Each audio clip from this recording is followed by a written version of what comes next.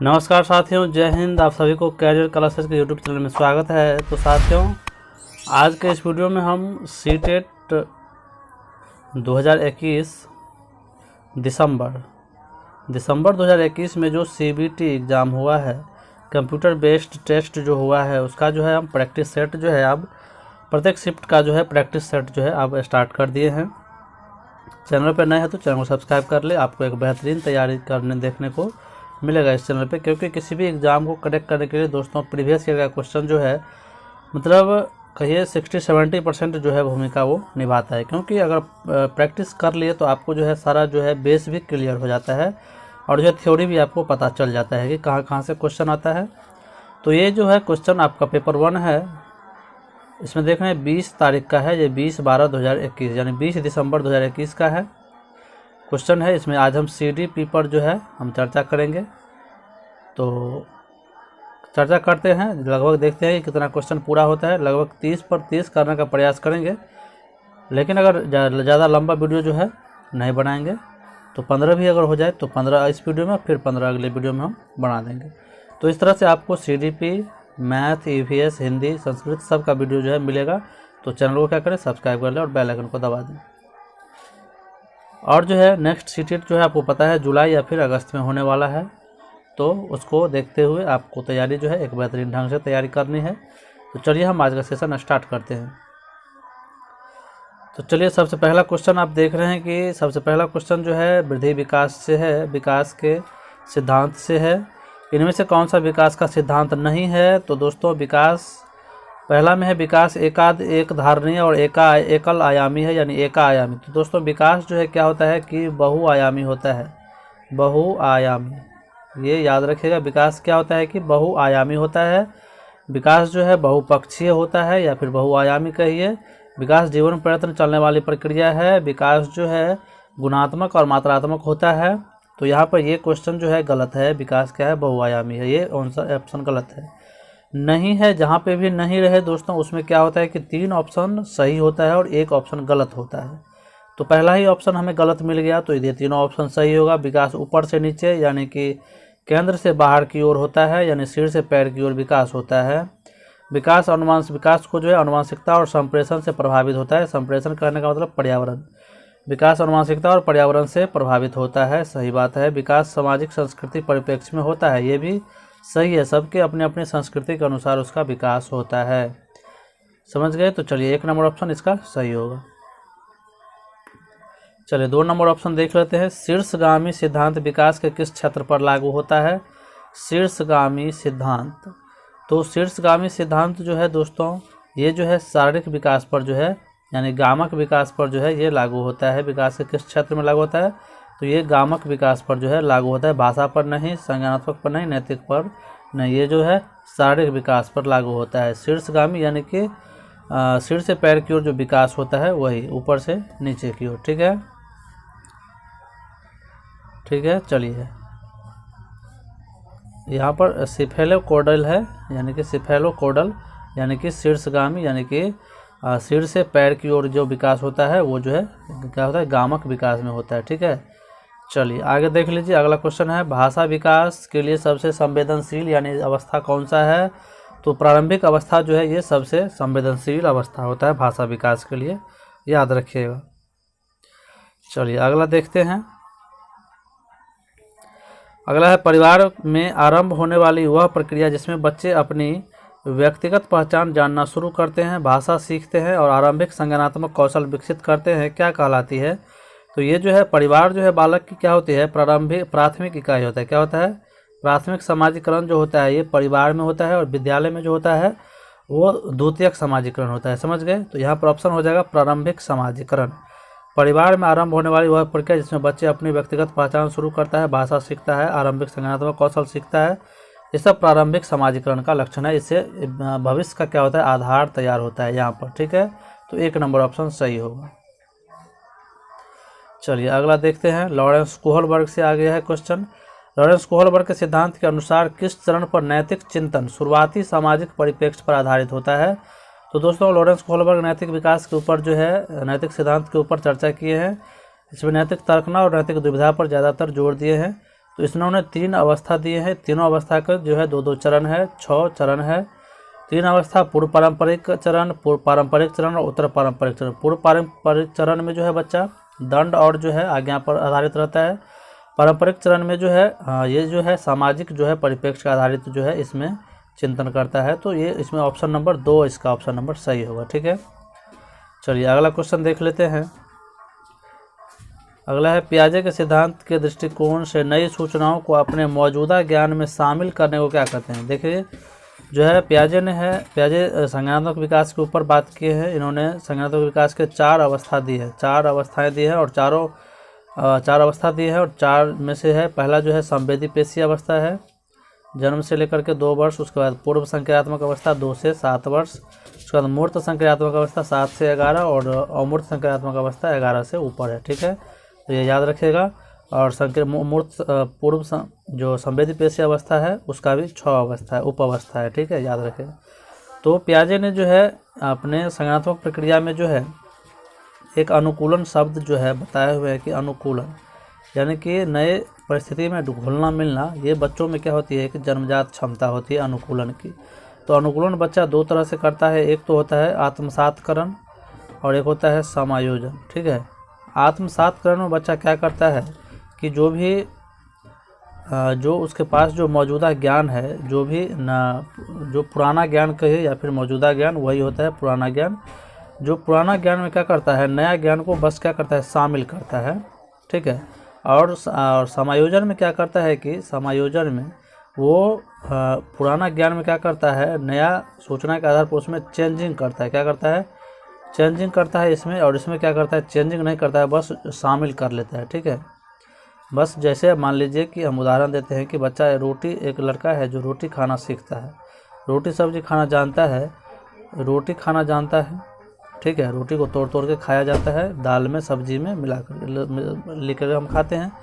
कहीं पर गया उसको तंदूर मिल गया, क्या मिला, तंदूर मिल गया। अब क्या करेगा, उसको भी वो रोटी की तरह ही खाएगा। यानी कि वो क्या किया, मौजूदा ज्ञान में क्या किया, वो नई सूचना जो था उसको क्या किया, मतलब बस शामिल किया है अभी तक। ठीक है, लेकिन अगर वहाँ पर आपको उसको पिज़्ज़ा मिल जाए तो पिज़्ज़ा मिल जाएगा तो क्या करेगा, अब उसको जो है नया जो ज्ञान है, जो मौजूदा ज्ञान है, उसमें अब शामिल करने से कुछ नहीं होगा। यहाँ पर अगर रोटी वाली प्रक्रिया यहाँ पे अपनाएगा तो वो चीज़ क्या होगा, नहीं होगा। अब यहाँ पे उसको ज्ञान में क्या होगा कि मौजूदा ज्ञान में अब चेंजिंग करना पड़ेगा, उसमें जोड़ना पड़ेगा कि नहीं, अब पिज़्ज़ा को क्या करना है, हमें तोड़ तोड़ के नहीं खाना है, इसको जो है काट के चाकू से या फिर फॉक से जो है चम्मच से काट के खाना है। ठीक है, तो यहाँ पर ये हो जाएगा, पिज़्ज़ा जो खा रहा है वहाँ पर जो चेंजिंग किया वो समायोजन हो गया। लेकिन जब तंदूर खाया तो वो रोटी वाला जो है विधि अपनाया, यानी कि बस उसको शामिल किया इसमें, तो वो क्या होगा, आत्मसातकरण। तो यहाँ पर जो होगा ऑप्शन 3 नंबर ऑप्शन आत्मसातकरण होगा। ठीक है, चलिए जब नया चीज़ जोड़ता है तो चेंजिंग करता है तब होता है समायोजन। चलिए, मीना अब शब्दों का प्रयोग करने लगी है, यह समझने लगी कि अब शब्द वस्तुओं के प्रतीक है। ठीक है, अब शब्दों को समझने लगी है।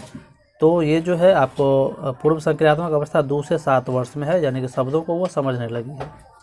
ठीक है, तर्क भी करने लगी है थोड़ा थोड़ा, परंतु प्रत्ययों का संरक्षण और क्रमबद्धता नहीं कर रही है। क्रमबद्ध में वो नहीं सजा रही है, संरक्षण नहीं है। यानी कि जैसे अगर है कि अगर जैसे यहाँ पर हम दे दिए, जैसे अगर यहाँ पर हम दे दिए एल, और एल को जो है जैसे हम ई बना दिए, तो बच्चा को पूछेंगे कि एल कहाँ गया तो वो नहीं बता पाएगा। यही होता है संरक्षण का अभाव इस अवस्था में, यानी कि वो जो है मूल बिंदु पर वापस नहीं जा पाता है, तो वो संरक्षण का अभाव हो गया। ठीक है, या फिर उसको अनुत्क्रमणशीलता भी बोलते हैं। ठीक है, तो ये पूर्व संक्रियात्मक अवस्था का क्या है, ये गुण है कि वो संरक्षण और क्रमबद्धता का उसमें अभाव होता है, और मूर्त संक्रियात्मक अवस्था में ये गुण आ जाता है। समझ गए? तो चलिए अब आगे देखते हैं। समीपस्थ विकास का क्षेत्र संप्रत्यय जो है ये लेव वाइगोत्स्की दिए है, डायरेक्ट मार दीजिए इसको, ये सब तो सिंपल है। चलिए, कौन सा कथन जो है लेव वाइगोत्स्की के मूल सिद्धांत को सही मायने में दर्शाता है, तो यहाँ पर जहाँ पे समाज मिल जाए आप सीधा मार दीजिए। अधिगम एक सामाजिक क्रिया है, समाज में अंतःक्रिया करने से अधिगम होता है या फिर भाषा का विकास होता है, ये वाइगोत्स्की का मूल सिद्धांत है। 1-2 नंबर ऑप्शन इसका हो जाए। चलिए अगला देख लीजिए। एक प्रगतिशील कक्षा में कौन सा विकल्प सार्थक शिक्षण को बढ़ावा देने के लिए व्यक्तिगत अधिगम विधि का उदाहरण है? ठीक है, तो यहाँ पर निरंतर व्यक्तिगत प्रतियोगिताओं का आयोजन ये भी नहीं करना है, व्यक्तिगत प्रतियोगिता नहीं करना है, मौखिक दंड नहीं देना है, एक रूपी मानकीकृत पाठ्यचर्या नहीं बनाना है, एक ही रूप का सभी के लिए पाठ्यचर्या नहीं बनाना है, सभी का बुद्धि अलग अलग है, व्यक्तिगत विभिन्नता है। तो यहाँ पर केवल अधिगम का मूल्यांकन के स्थान पर अधिगम के लिए मूल्यांकन पर हमें बल देना है, तो 4 नंबर ऑप्शन सही होगा। देखिए, अधिगम का मूल्यांकन वो होता है जब हम किसी चीज़ को करने के बाद लास्ट में मूल्यांकन करते हैं, ठीक है, या फिर इसको योगात्मक आकलन भी कहते हैं, जो सत्र के अंत में होता है। और अधिगम के लिए मूल्यांकन ये होता है कि बीच बीच में जब पढ़ाई के दौरान हम करते हैं, वो अधिगम के लिए मूल्यांकन है, तो ये बेटर होता है, ठीक है, बच्चों के लिए। चलिए अब आगे देख लीजिए, निम्नलिखित में से कौन सा विकास सिद्धांत इस बात का समर्थन करता है कि बच्चों में संज्ञानात्मक विकास सांकेतिक भाषा विकास का पूर्वगामी यानी पहले, यानी कि पियाजे बताए हुए हैं कि विचार जो होता है ये भाषा से पहले आता है, ठीक है, भाषा से पहले आता है। वहीं पर जो है वाइगोत्स्की बताए हुए हैं कि भाषा जो है ये विचार से पहले आता है, ठीक है। तो यहाँ पर विचार के बारे में बोल रहा है संज्ञानात्मक विकास, यानी कि विचार जो होता है ये सांकेतिक भाषा विकास का पूर्वगामी है, यानी कि पहले आता है, यानी विचार जो है भाषा से पहले आता है। ये कथन पियाजे के संज्ञानात्मक विकास का सिद्धांत है, ठीक है, 1 नंबर ऑप्शन हो जाएगा। चलिए अब आगे देख लीजिए, अगला जेंडर रूढ़िबद्धता है, उसको रोकने के लिए अध्यापक द्वारा कक्षा में प्रयोग की जाने वाली कौन सी विधि उचित नहीं है? जेंडर पक्षपात को चुनौती देना, ये सही है। कक्षा में बालक बालिकाओं को अलग अलग बैठाने की व्यवस्था करना, ये गलत बात है, ठीक है। जेंडर भेदभाव पर चर्चा करना, ये भी सही है। ऐसे उदाहरणों का प्रयोग करना जिसमें लड़के और लड़कियां गैर परंपरावादी भूमिकाओं को दिखाई दे, यानी कि लड़का को लड़की का काम करते हुए दिखाइए और लड़की को लड़का का काम करते हुए दिखाइए, यानी कि लड़के को घर में झाड़ू पोछा लगाते हुए दिखाइए और लड़की को जो है ऑफिस में काम करते हुए दिखाइए। तो ये जो है एक क्या होगा, इससे जो है जेंडर रूढ़िबद्धता खत्म होगी, समझ गए। 2 नंबर ऑप्शन जो है इसका उचित नहीं है। चलिए अगला देख लीजिए, अगला है पारो अपने पिता की बढ़ई की दुकान में उसकी सहायता करती है, जहाँ पर वह लकड़ी के ब्लॉक यानी टुकड़ों को अपने पिता द्वारा सिखाई गई विधि से सफलतापूर्वक मापती है। जो भी पिताजी उसको बताए हुए हैं कि लकड़ी को इस तरह से मापना है, तो वो क्या करती है, उस गट्ठर को मापती है, ठीक है। उसे हाल ही में एक जो है WM स्कीम के अंतर्गत एक पब्लिक विद्यालय में प्रवेश मिला, जहाँ पर वह शैक्षिक अपेक्षाओं यानी खासकर गणित का सामना करने में असमर्थ है। इस स्थिति में अध्यापक को क्या करना है? यानी कहने का मतलब है कि पारो जो है अपने पापा की दुकान में काम करती है और वो दैनिक जीवन में जो गणित का उपयोग होता है वो यूज करती है, ठीक है।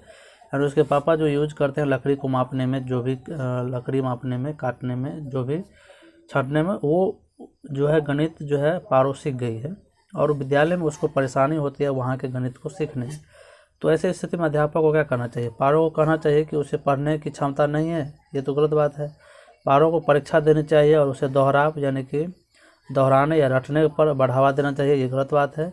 पाठ्यक्रम और अध्ययन सामग्री को पारो के लिए प्रासंगिक बनाना चाहिए, ये सही बात है। और पारो द्वारा विद्यालय के बाहर सीखे गए गणितीय अनुभवों का समावेश करना चाहिए। ये NCF 2005 का जो है ये नियम का पालन है कि हमें बच्चों के बाहरी जीवन से जोड़ के पढ़ाना है, उसके दैनिक जीवन के अनुभव के साथ पढ़ाना है, उससे जोड़ के पढ़ाना है, ठीक है। 3 नंबर ऑप्शन सही होगा, ये भी ऑप्शन क्या होगा, गलत है, ठीक है। ये क्वेश्चन जो है आपको सेम जो है इसी तरह का क्वेश्चन आपको जुलाई 2019 में भी पूछा गया था, ऐसा क्वेश्चन आया था, ठीक है। चलिए अब है ध्वनि, लय और शब्दों के अर्थ के प्रति सचेतना किस बुद्धि के मूल है? अब हार्वर्ड गार्डनर का बहुबुद्धि सिद्धांत आ गया दोस्तों, जो 8 प्रकार के बुद्धि बताए हुए हैं। हार्वर्ड गार्डनर जो है 8 प्रकार के बुद्धि बताए हुए हैं, ठीक है। और 8 प्रकार के बुद्धि में जो है यहाँ पे इस तरह से होगा, ठीक है, ठीक है। 8 प्रकार की बुद्धि में जो है उन्होंने जो है बताए हुए हैं, इसमें बताया है कि ध्वनि, लय और शब्दों के पर जो है जिसको पकड़ होता है, यानी कि जो भाषाई रूप से आपको जो है रुला भी सकता है, हंसा भी सकता है, आपको मन मोह सकता है, वो उसमें जो है भाषिक बुद्धि पाया जाता है। क्या होता है भाषिक बुद्धि? जैसे कवि हो गया, राजनेता हो गया, धर्मगुरु हो गया, ये सब में भाषिक बुद्धि होता है। ये अपना ध्वनि, लय और शब्दों से लता मंगेशकर है, वो उसकी आवाज़ में इतनी मतलब जो है दर्द है, या फिर कहिए कि आपको गाना सुनने के बाद आप जो है मंत्र मुग्ध हो जाते हैं, यानी कि उसमें भाषिक क्षमता है। ठीक है, तो ध्वनि लय और शब्दों के अर्थ के प्रति सचेतना किस बुद्धि में है, तो ये भाषिक बुद्धि में है। ठीक है, और अंतर व्यक्तिक बुद्धि वो होता है जिसमें व्यक्ति दूसरे को अपने विश्वास में ले लेता है, जैसे LIC एजेंट होता है, बीमा एजेंट, सेल्समैन सब जो होता है, ये इसमें अंतर व्यक्तिक बुद्धि पाया जाता है। यानी आपको क्या करेगा, यानी कि अपने आप को जो है दूसरों को क्या करेगा, खुद के जो है विश्वास करने के लिए जो है मतलब आपको जो है तरह तरह की बातें बोलेगा। ठीक है, जिससे उसके बातों में आप आ जाएंगे। उसके अंतरा व्यक्तिक बुद्धि में वाले क्या करते हैं, खुद को जो है दूसरे के स्थान पर रखकर क्या करते हैं, सोचते हैं, यानी अपने आप को दूसरों में ढालना। ठीक है, जैसे शिक्षक में ये गुण सबसे ज़्यादा होता है, परिस्थिति के अनुसार वो ढल जाते हैं। स्थानिक बुद्धि में क्या होता है, इसके लिए स्थान और जो है क्रम मायने रखता है, जैसे इंजीनियर हो गया, चित्रकार हो गया, मूर्तिकार हो गया, समझिए। चलिए, हार्वर्ड गार्डनर का बहुबुद्धि सिद्धांत, बहुबुद्धि सिद्धांत के प्रतिपादक कौन है, हार्वर्ड गार्डनर, याद रखिएगा, हार्वर्ड गार्डनर। चलिए, अब लास्ट इसमें ये क्वेश्चन देख लीजिए, एक सामाजिक संरचनात्मक कक्षा में कौन सी आकलन विधि अधिक उपयुक्त रहेगी। सामाजिक संरचनात्मक, तो यहाँ पर सहयोगी प्रयोजित कार्य जो है, प्रायोजित कार्य जो है सबसे अच्छा होगा, ये वाइगोत्स्की से मिलता जुलता है। सामाजिक संरचनात्मक कक्षा में कौन सी आकलन विधि अधिक उपयुक्त होगी, तो सहयोगी प्रयोजित कार्य जो है सबसे अधिक उपयुक्त होगी। दो में है, एक शब्दोत्तर वाले वस्तु परक प्रश्न, ये नहीं होगा।